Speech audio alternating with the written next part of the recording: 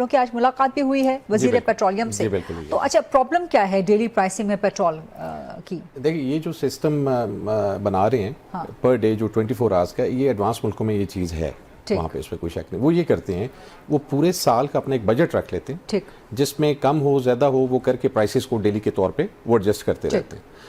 But problem is this in Pakistan कि आप इसको किस तरह क्लैरिफाई करेंगे जिस मुल्क में स्मगलिंग है, जिस मुल्क में एडल्ट्रेशन है, जो कि गवर्नमेंट के कंट्रोल में नहीं है।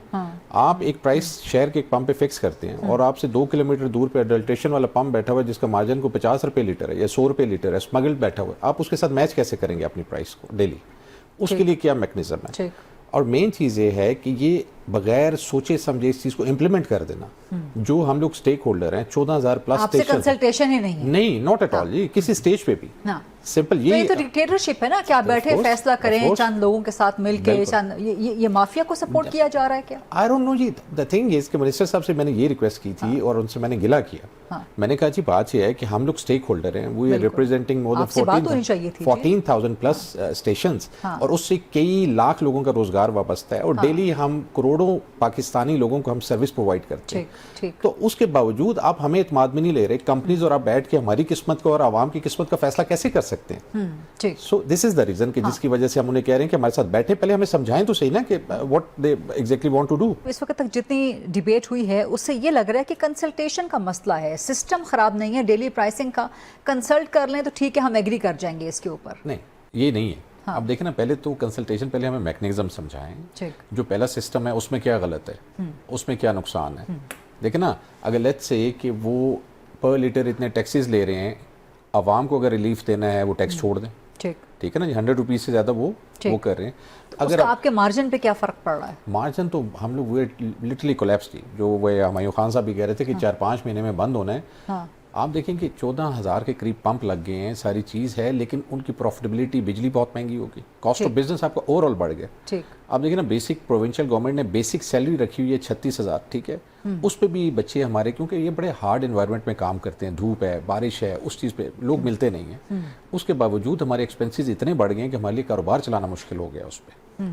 सो मसला ये नहीं है। सारा डेली प्राइसिंग से कैसे कनेक्ट है आपका? हर चीज़ देखे ना, अब जब तक हमें समझ ना आए कि मैकेनिज्म कैसे होगा। अभी ये प्रीवियसली आप मिसाल ले लें, for the sake of the country, मतलब हम बर्दाश्त करते हैं कि नुकसान हुआ कुछ, ये प्राइसेस जितनी ज़्यादा ऊपर नीचे गिरी 4-5 महीने में, अब नॉर्मल हालात थे, उस पर जंग हुई, सारा कुछ है, वो मुल्क के लिए ठीक है।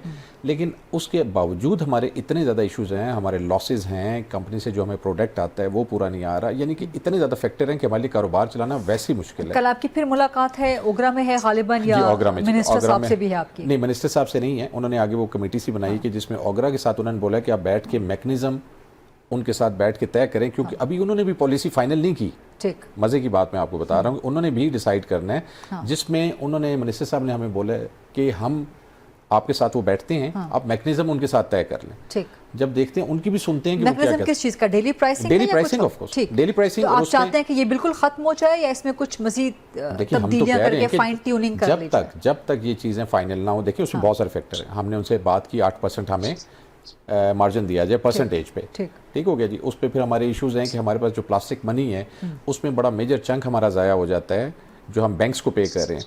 पर 100 रुपीज़ पे, पर 100 रुपीज़ पर लीटर हम 80 पैसा बैंक्स को देते हैं प्लास्टिक मनी पे। शहरों में, हर बड़े शहर में 60% सेल आपकी प्लास्टिक मनी पे चल रही है। ठीक, वो पंप वालों को बहुत नुकसान हो रहा है उससे। ये बहुत सारे मसले। क्या चाहते हैं कि कैश पे पेमेंट शुरू कर दीजिए? ना, हम कहते हैं हम चार्जेस खत्म करें ना जी। अच्छा, देखिए ना, पूरी दुनिया में आप भी ट्रेवल करती हैं तो वहाँ पे बाहर जो बोर्ड मोनोलिथ लगा होता है उस पर लिखा होता है, कार्ड चार्जेस ये होंगे और कैश पे ये होगा, even in restaurants and everywhere. So उस पे ये होता है कि आप मतलब हमें स्पेस तो देना कहीं, हम वहाँ से नहीं कमा रहे, बिजली हमारी महंगी होगी, हमें वहाँ से बचत नहीं आ रही, लॉसेस हमारे आ रहे हैं। आप हमें एक रात सुबह उठते हमें कहते हैं 24 आवर मैकेनिज्म आ गया है। पहले आपने जंग की सूरत में 15 दिन से 7 दिन पे किया, वो हमने नुकसान बर्दाश्त किए। मतलब हमें बताएं ना, आप कितना हमें ओवरनाइट चेंज नहीं हो सकते, इतनी जल्दी से कैपेसिटी नहीं है सिस्टम के अंदर।